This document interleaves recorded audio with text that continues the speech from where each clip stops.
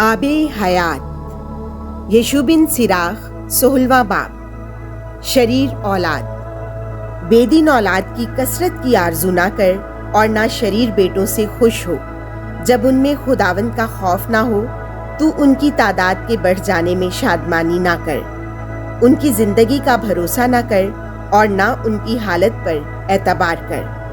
ایک خدا ترس بیٹا 1000 شریر بیٹوں سے بہتر ہے، اور لا ولد مر جانا شریر اولاد سے بہتر ہے، کیونکہ ایک عقل مند سے شہر آباد ہوتا ہے اور گنہگاروں کا گروہ اسے برباد کرتا ہے۔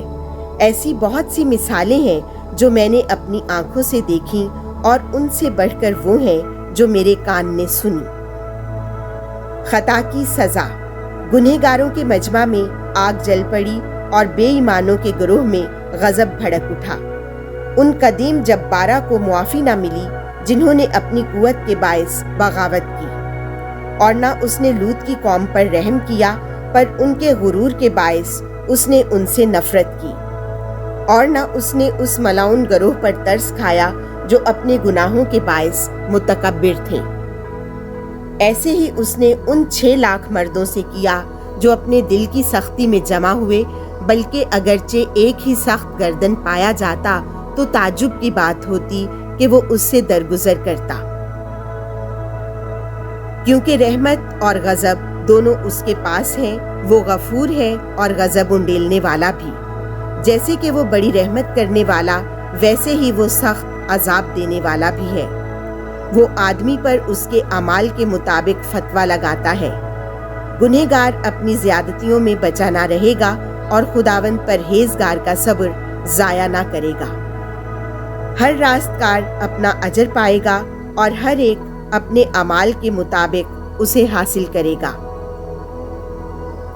یہ نہ کہہ کہ میں خداوند سے چھپ جاؤں گا، یا بلندی پر سے مجھے کون یاد کرے گا۔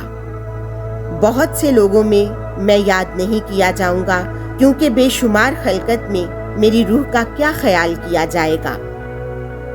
دیکھو، فلک اور فلک الافلاک اور گہراؤ اور زمین اس کے نگاہ کرنے ہی سے جنبش کھاتے ہیں، اور پہاڑ اور زمین کی بنیادیں بھی جب وہ ان کی طرف نظر کرتا ہے تو اس کے رعب سے کانپ جاتی ہیں۔ وہ میرا کوئی خیال نہ کرے گا، میری راہوں پر کون غور کرے گا؟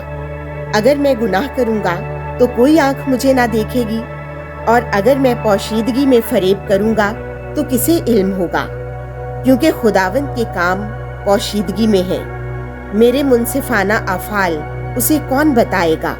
اور اگر میں اپنا فرض ادا کروں گا تو مجھے کیا ملے گا؟ کند ذہن یہی خیال کرتے ہیں، فقط جاہل یوں سوچتے ہیں۔ تخلیق۔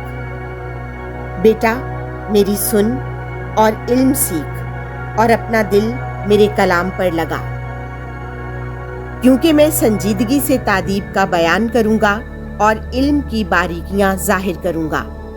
خداوند کے سب کام ابتدا سے حکمت کے ساتھ بنائے گئے ہیں، اور ان کے بنائے جانے کے وقت سے ان کے اجزاء کی تمیز کی گئی ہے۔ اس نے اپنے کاموں کو ابدیت کے لیے آراستہ کیا، اور بہت برسوں کے لیے انہیں ظاہر کیا۔ پس وہ بھوکے نہیں ہوئے، وہ تھکے نہیں، اور عمل کرنے سے بند نہیں ہوئے۔ نہ ایک دوسرے کو تنگ کرے گا، اور نہ وہ کبھی اس کے کلمہ کی نافرمانی کریں گے۔